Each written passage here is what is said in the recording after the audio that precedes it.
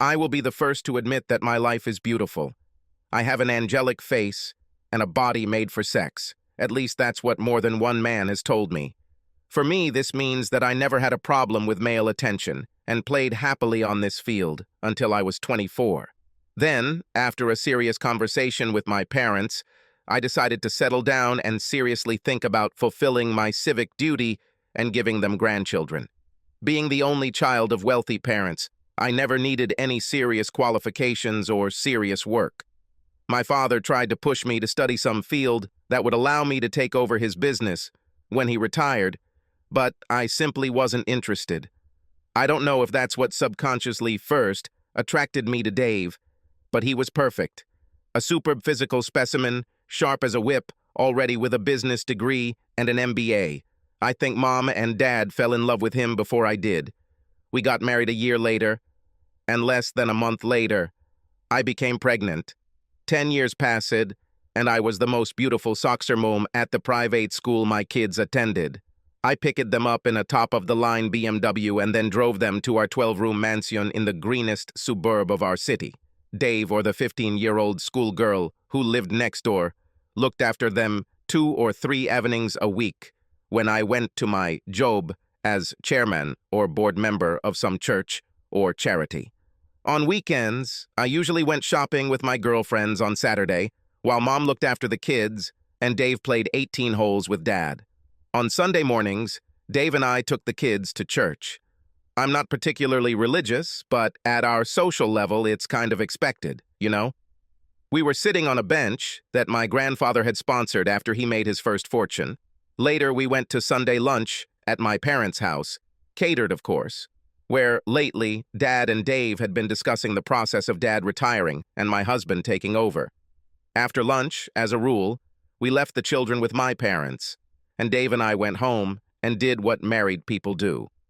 Well, some of the things married people do. Early on in our sex life, I decided that I would be conservative in the bedroom. This was the case until recently. Yes, I found my ideal man, a fantastic father, an amazing provider, and an attentive lover. I have money, comfort, status, respect, and almost everything I want. Almost. It all started with an erroneous keystroke while I was browsing the internet one day. One wrong key, 60 minutes of viewing, and the days when my husband was enough for me were numbered. You see, I accidentally stumbled upon the site and discovered a side of myself that I didn't even know I had. Soon I was rushing home after dropping the kids off at school and visiting more and more websites. This whole painful thing is not about me, but the idea of being shackled, bound, blindfolded, helpless, while a strong man does whatever he pleases me, delights me.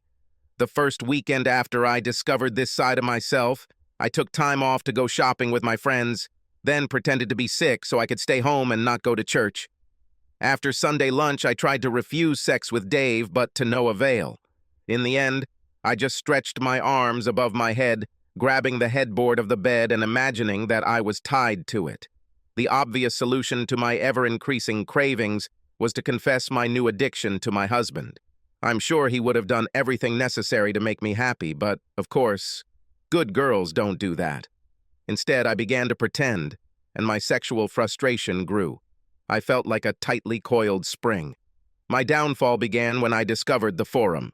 There was a section where people could meet and then tell the rest of the readers how hot their last scene was.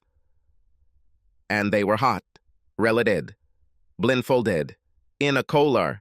Their words were as moving as the images that accompanied them. I won't bore you with the details, but on the internet I met a guy who was an experienced dominant and lived a few hours away from me. The photos showed a guy who was probably in his mid-40s but still looked in good shape. He said he was married and his wife didn't like that kind of thing. He shared nude photos of himself with me, but I only sent him photos of my body. I was very careful and cleared everything off our computer, deleted browsing history and everything. I stored some of my favorite things on a memory card, which I hid in the lining of my rarely used purse. I don't think I ever consciously made the decision to cheat on my husband. I've definitely never had an internal debate with myself. I just didn't take any steps to stop the situation when this guy, his name is Darren, ordered me to take time off work to meet him. My conscience didn't really bother me either. I felt forced to satisfy a sexual desire that did not pose a threat to my marriage. No threat, because Dave was never supposed to find out, just like everyone else I knew. Good girls don't do anything even remotely close to what I planned. I started making a list of everything I would need to provide. Darren apparently interpreted my temporary silence as reticence. He bombarded me with stories of what he was going to do to me when we met. Some of them were not to my taste, but we agreed. I know being tied up by a complete stranger is a huge risk, but I was obsessed, like I said. I hinted that our meetings could become regular, which meant that if he didn't give in the first time, there wouldn't be a repeat. In fact, I realized that the longer the affair went on, the chances of discovery increased exponentially, and I vowed to limit the experience. You see, I did my research. The negotiations ended, and I continued my research on how not to get caught. I know that people say that cheaters are always caught, but this is just propaganda and statistics. Stories and statistics about how people get away with cheating are never published. I imagine that for every betrayal discovered, there are 10 hidden ones. So, over the next 3 weeks, my life returned to normal. Dropping the kids off at school, rushing home, looking at pictures and videos of everything I had agreed upon with Darren, then reading stories about cheating wives until it was time to pick up the kids again. My friends inevitably got tired of being rejected when they called to ask me to meet, but at the time I didn't notice. At the very beginning of this journey, I discovered that one of the main signs that a cheating wife had been discovered was changes in behavior. A little honest self-reflection revealed that I was giving all the signals to whoever was watching me. I forced myself to return to normal behavior when I was being watched, especially remembering to ask my husband to have sex, but also making a list of precautions. I should meet Darren somewhere on the other side of town where I would never be recognized. My husband travels at least 4 times every 2 weeks for work. After all, he is a business development manager at his dad's company. Proving that he is where he says he is not difficult. I will ask him to take a photo of the room when I call in the evening. I will say that I miss him and want to imagine myself where he is. I must leave the house only after 10 in the evening so that no one can call me or come to me and find that I am not at home. I intended to leave my mobile phone and car at home in case someone installed beacons on them. I should meet Darren at an inexpensive motel, where it's unlikely that my friends would be able to notice me. This made me smile. I knew that at least 3 of my friends had successfully hidden their affairs in the past. Wouldn't it be ironic if I was discovered by a friend meeting her beau at the same motel? I added a wig and other disguise items to the list.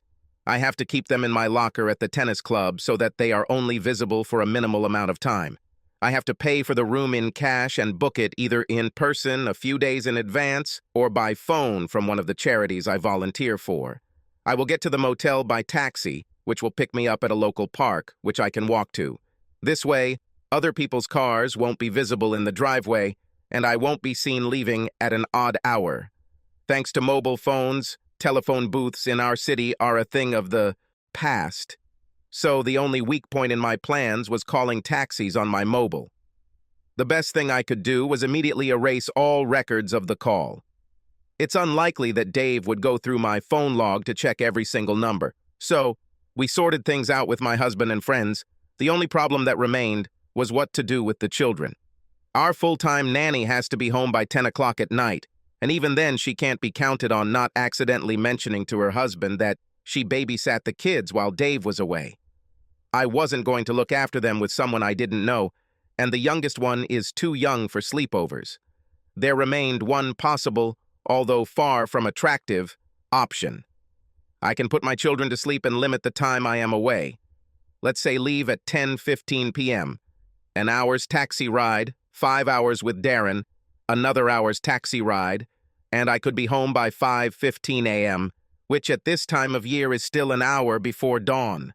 The wig and coat, which I almost never wear, were supposed to protect me from being identified by pre-dawn dog walkers and insomniacs. As frustrating as it was to put my children to sleep, I was obsessed. The closer my preparations came to fulfilling my new fantasies, the more problems became apparent. In fact, it took a huge amount of willpower for me to critically analyze my plans. I experimented with various over-the-counter sleeping pills, all of which were listed as safe for small children, and found doses that kept me awake with them when it was time to get up for school. To guarantee 100% results, I did this every night for a week. She stopped only when Dave commented on their changed habits. It was during one of our internal security review sessions that I began to worry about what would happen if Darren turned out to be a serial killer, or even if he got carried away and marked me beyond our agreed-upon boundaries. I noticed that his email address consisted of his initials and last name, and after half an hour of Googling, I had the address. I subtly let him know that before we met, I would leave clues about his identity in case I disappeared. He assured me that I would be safe. I also understood the weakness of the situation, where he might be caught cheating on his wife, which would lead her to me and my husband, so I insisted that he take the same precautions as I did. I found it hard to believe that his wife knew and condoned his meetings with other women. He provided an STD test, which I requested because I enjoy unprotected sex, and there was no risk of unwanted pregnancy due to the birth control pills I religiously take every morning at 8:30. So, evening came. It's 10:10 p.m. I've finished dressing in the tight black dress Dave bought me a couple of years ago, and my bag with my toiletries and a few things for the night, as my grandmother said, is already packed. Caller ID showed that Dave was calling from a number with an area code that matched where he was supposed to be, a 3-hour flight away. The taxi was already on its way, and the children were fast asleep in their cribs. I ended up paying cash for 3 nights of room rental, under a fictitious name, of course. The extra night was Darren's idea, and in my opinion, a very reasonable one. By the time I get there, and then I have to leave to get home before dawn, we will have barely 5 quality hours. What if I like it and want more? Dave is away until his plane lands at lunchtime on Thursday. I could repeat what I would do tomorrow and Wednesday evening, after all. Money for a room means nothing to such a wealthy lady like me. 3 nights to get it all out of my head. 3 nights to prevent this from becoming a long-term endeavor where the chances of being discovered increase exponentially. Yes, it was a smart move. I logged into our computer to check if there were any last-minute emails from Darren. There weren't any. I checked to see if there was any evidence in the deleted folder, then sent a short SMS to my future owner saying that I was on my way. Looking at my watch, I saw that it was time to go to the park to meet a taxi. Taking one last look in the mirror, I asked myself if I should retreat even now, but the little devil on my shoulder said no. What could go wrong? I put the phone on the kitchen counter and walked out. By the time the taxi dropped me off at the motel, I was wet with anticipation. There was no one around, which was nice. I knocked carefully on the door to room 310 and smiled at Darren's forethought. There was already a Do Not Disturb sign on the doorknob. When Darren opened the door, only the bedside light was on. My first impression was disappointment. His photo on the website must be out of date, because in reality, he was about 10 years older than I thought and weighed much more. Later, I noticed that his fingers were stained with nicotine, and when he kissed me, his breath emanated the distinct smell of alcohol mixed with stale cigarettes. That's all I had time to do before, after a short hello and a touch of my lips. He pounced on me. I heard the dress tearing as he hurriedly took it off. As soon as it disappeared, he stood behind me, placing a muscular hand on my shoulder and covering my mouth. I felt him fiddle with the clasp of my bra, but only for a few seconds before he, in his impatience, simply yanked it forcefully. All this time, his rough hand muffled my protesting sounds. I liked it. As soon as I was naked except for the rings, his free hand roughly groped my breasts. I just hoped he remembered his promise not to mark me, but judging by his breathing, he didn't have much control over himself. Almost tripping over the bag I dropped on the floor, Darren dragged me to the bed and, without allowing me to open my mouth, pushed me onto it. He somehow covered my mouth with his shoulder, freeing both hands to secure one, and then both of my hands, with the cuffs already attached to the bed. They were soft, but made of real steel, and held my outstretched arms motionless. When I was helpless, he reached under the pillow and took out a harness, which he placed on my head. I'm not entirely sure how it works, but it held a ball securely in my mouth, rendering me completely unable to make any speech sounds other than grunts and groans. He then secured each ankle to opposite bedposts. He stepped back to admire his work before ripping off his clothes. While I basked in the sensations, melting from the feeling of helplessness, I thought that I had done the right thing. I can spend 3 nights without risk, and no one will ever know about it. True, stopping my new hobby in the near future may be a problem, but I am sure that the risk of this can be reduced with a little research. Jen, this is Dave. My kids just called me and said that when they woke up this morning, Portia wasn't home. They searched the whole house but could not find her. Dave paused to catch his breath from the adrenaline rushing through his system. His mother-in-law was concerned about the tone of his voice. Well, she's not here. Can't you come there as soon as possible? Of course. I'll call you when I arrive. Dave, having flown home as quickly as he could, had just finished hugging his children tightly. They were brave, but it was clear from their eyes that they were very worried. He turned to his relatives and thanked them for being there for his family. Have you tried going to the police again, Pete? Yes, the answer is the same. Unless there is evidence to the contrary, within the first 48 hours they assume the person has simply left. Everything is as neat as a pin, and there is no sign that Portia has just left the house. Dave chimed in. Except her car is still in the garage and her phone is on the table near the back door, instead of on the charger where she usually keeps it. Portia's mother, Jen, noticed the children were upset by the conversation and took them into the kitchen to finish preparing dinner. Dave and Pete retired to the office. Dave's father-in-law lowered his voice to a more conspiratorial level. Her phone was here, but her house keys and purse were not. It's like she just went out to the store and never came back. But the nearest store is an hour's walk away, and my Portia would never leave the children like that. There's one more strange thing, Dave. I found this on the kitchen table. The older man showed him a bottle of over-the-counter baby sedative and a tiny measuring cup. The obvious reason why these objects were there did not suit the man who dearly loved his wife and respected her devotion to motherhood above all her other outstanding qualities. The possibility that she had deliberately drugged them with a sedative was so far removed from the image of his wife that he ignored it and returned to his concerns. The last time his children saw their mother was when she put them to bed at 9:30 p.m. the night before. Where was she? His own phone call to the police confirmed the relative's words. Since there was no disturbance in the house and his wife's purse and keys were missing, they assumed that she had simply left and did not want to be found. And so it happened. Dave then called everyone in their address book. Nobody saw the Porsche. He and his family focused on keeping the children occupied, but everyone in the family had trouble sleeping that night.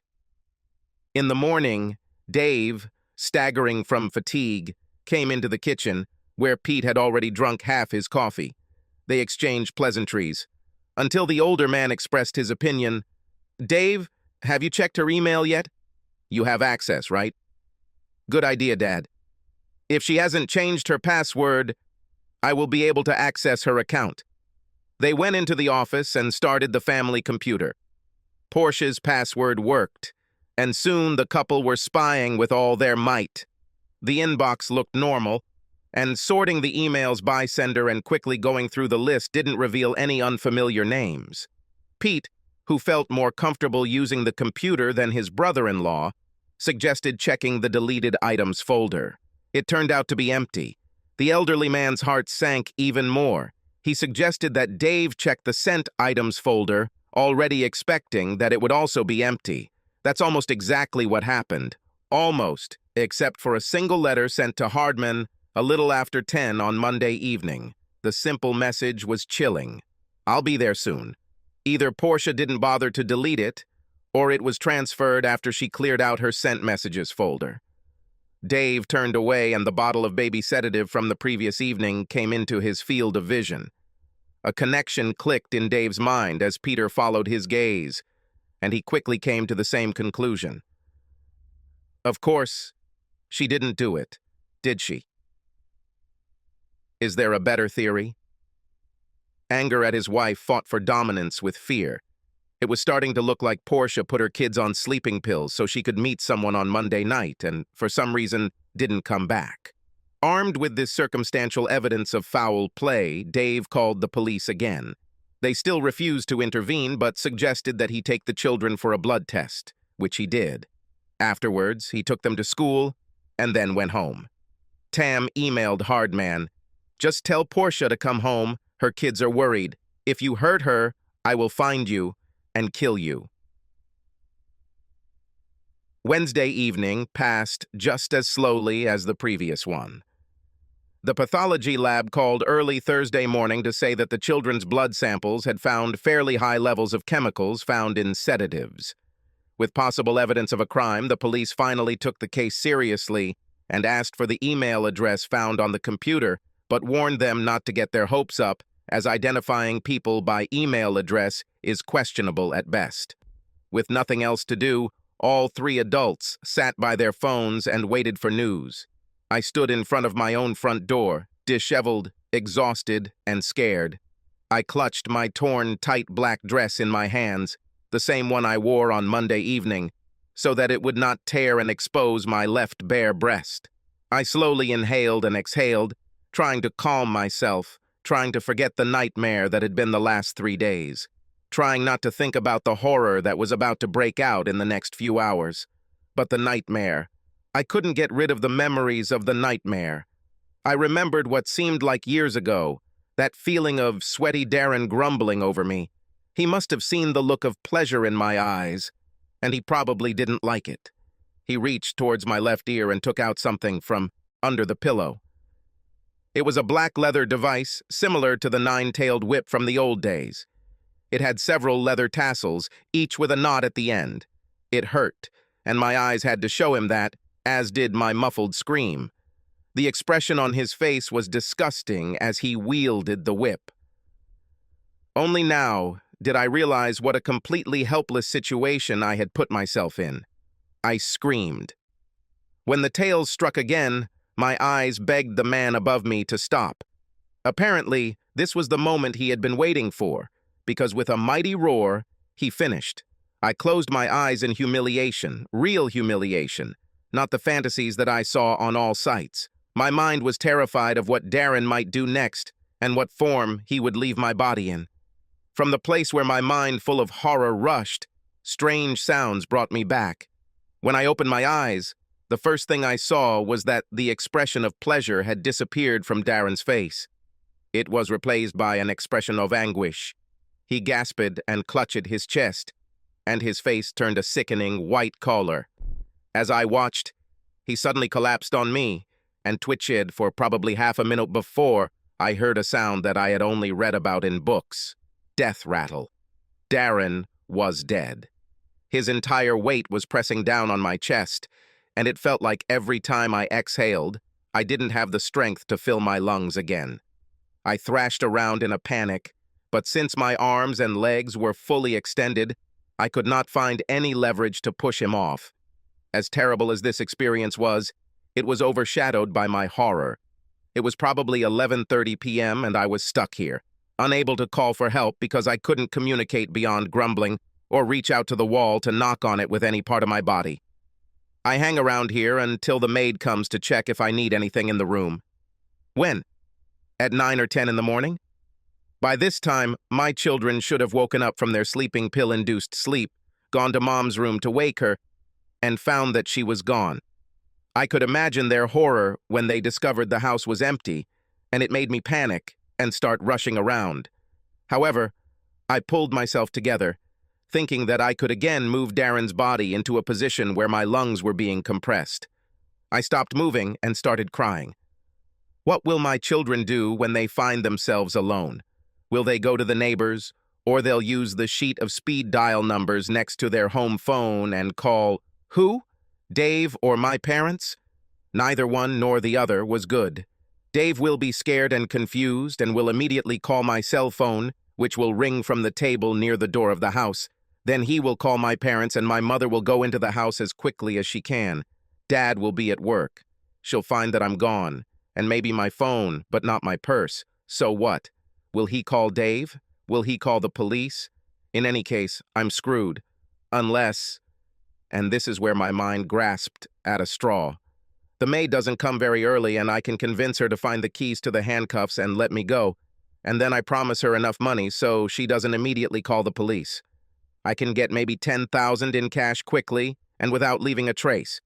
I can rush home as quickly as possible, wake up the kids, apologize for oversleeping, and take them to school. Then call the police. I can threaten to sue them if they tell the media about this and have it all sorted out by the time the kids graduate from school, or ask their mom to pick them up. There's nothing wrong with that. Two consenting adults engaging in legal activity, which just went really badly. All was good. Everything will be fine. Then I remembered that I booked a room for 3 fucking days, but that was also normal. The maid still checks each room daily for fresh towels and so on. Then I remembered the do not disturb sign on the outside handle, and all my illusions collapsed. I heard myself make a sound through the gag that was half a moan, half a sigh. The death rattle of my marriage and perfect life. Daylight filtered in through the tightly closed curtains, slightly raising the temperature in the room. Just enough to make my trembling subside a little. How long can a person go without water? I seem to remember no more than 2 or 3 days. I might have known this if I had paid more attention in school instead of spending all my effort on making sure my clothes were better than the other girls and that they were revealing enough to attract the bulk of the male attention in class. Then I thought that death might be preferable to what awaited me. My legacy and memory may be destroyed, but at least I won't be around to see it. Judging by the brightness of the curtains, the sun had risen high enough to penetrate the narrow gap between the rows of rooms in the cheap motel, which once again confirmed that there would be no escape that day. My tongue is already stuck to the roof of my mouth. I hoped I could talk fast enough so the maid wouldn't call the police when she found me in the morning. Since there were no police, all sorts of explanations were plausible, but as night fell, I realized that some of them were bizarre deliriums caused by desperation and thirst. I think my last conscious thought before the headache and delirium consumed me was a simple one. I'm done for, and all this because of one stupid decision. I never met the maid who found me, although I would very much like to do so one day when I am armed with something deadly. My first memory was of being shaken on the gurney as they put me into the ambulance. I was hooked up to one of those devices that drip stuff into you. The emergency personnel apparently recognized my extreme dehydration and began pouring fluids into me. They also placed my purse next to me. My next memory is of being wheeled to the hospital and someone trying to take my bag. I clung to her as if to a terrible death. I'll contact my family when I'm ready, and I've had at least half a chance to pursue a plausible story. Until then, I plan to remain unknown. With the help of heat packs and an IV, followed by small sips of water, I recovered physically enough to start thinking straight again after lunch. The planning was interrupted when I was questioned by the police. I insisted on the truth and reminded them of their duty of care, threatening legal action personally if my story became known to the media. As he left, the sergeant looked at me with a look that seemed to mix amusement and pity. By mid-afternoon, I had a credible story, but I won't bore you. Much of it depended on the fact that my family would be so relieved by my sudden appearance that they would not ask too many questions. During the evening rounds before 7 o'clock in the evening, the staff doctor finally released me, and I quickly put on my torn dress. On the way, I asked the nurse if there was a clothing store nearby that was open at that time of day, and received a sharp and rather cold no. She still deigned to call me a taxi, and I sat at the entrance to the hospital and waited for him, calm and confident, despite my outfit. There was a TV in the waiting room tuned to the 7 o'clock news, and that ended my confidence and my life. The main news was dedicated to a little old me. There were photographs of me lying on the motel bed underneath the dead Darren, apparently taken by the maid and sold to the media. My face was blacked out, I assume, for legal reasons. After all, it was a coroner-controlled scene. However, the television cameras did not show such courtesy. How they got ahead of the departing ambulance I will never know, but they did. My face was clearly visible as the gurney was brought to the ambulance. They even showed me one of the handcuffs still attached to my wrists. I passed out and must have almost been carried to the taxi when it pulled up. Who gave the driver my address is a mystery, but my next memory is that I am standing here, right now, facing the door leading into the execution yard, devoid of hope or even the desire to fight. All the illusions I could entertain lasted about 300 milliseconds after my husband opened the door. Over his shoulder, I saw the TV. It was tuned to the very station on which I had so recently seen myself. He looked into my eyes, raising an eyebrow questioningly. This was it, my moment of truth, my opportunity to say that I was kidnapped, handcuffed to a bed, and abused for 3 days, that I am worthy of his pity, not contempt. Then I looked at my phone, still on the table, next to the door, at the purse in my hand, then at what I was wearing. With that last glance, all the remaining struggle in me faded away. I sank to my knees in shame and defeat. Dave didn't have to say a word. As if that wasn't enough, I heard a high-pitched voice ask from somewhere behind me, "Really, Portia, are you drugging your own children with sleeping pills?" It was my own mother's voice. If my mother is confident enough to judge me, I know that in my father's eyes I will be written off. He loves Dave like the son he never had, almost as much as he loves me. I don't know how much time passed after the door slammed in my face. I heard a voice behind me asking me to confirm my name. It was the police. I was arrested, handcuffed, taken to the station, and charged. When they showed me the evidence, my fingerprints on the bottle of sedative, my absence from the house and the children's blood tests, I saw no point in denying anything. The media, of course, went into a frenzy. A famous mother drugs her children so she can go on a date with her lover, and then that lover dies while she is tied to the bed and trapped for 3 days. After 4 nights in jail, when it became obvious that no one was going to post bail, the state released me on my own recognizance. Someone must have alerted the media because they were all waiting for me outside the prison, and it was the longest walk of my life until they finally gave up. I reconsidered my options when my feet led me to the main street of the city. My superficial socialite friends will never have anything to do with me again without the risk of being smeared with my poison. My children are old enough to understand that I took a risk and betrayed them in the worst way a mother can. Besides, they have a caring father and 2 sets of close grandparents. They don't need me. If I had stayed, I would have been laughed at and spat on until the memory of my behavior faded, and then simply shunned until death. I looked in my wallet to see how much cash I had. Less than $200. I saw an ATM on the other side of the street and decided to check if any of my cards still worked. In my opinion, the odds were 50-50, but we all know how bad my judgment has been lately. If any of my cards work, I'll turn left toward the bus station. If it doesn't work, I'll turn right. To the bridge over the long descent to the river. I inserted the first card and held my breath. Subscribe to our channel so that your second chaff doesn't cheat on you, and go ahead and listen to the next story, because this story is nothing compared to the next one.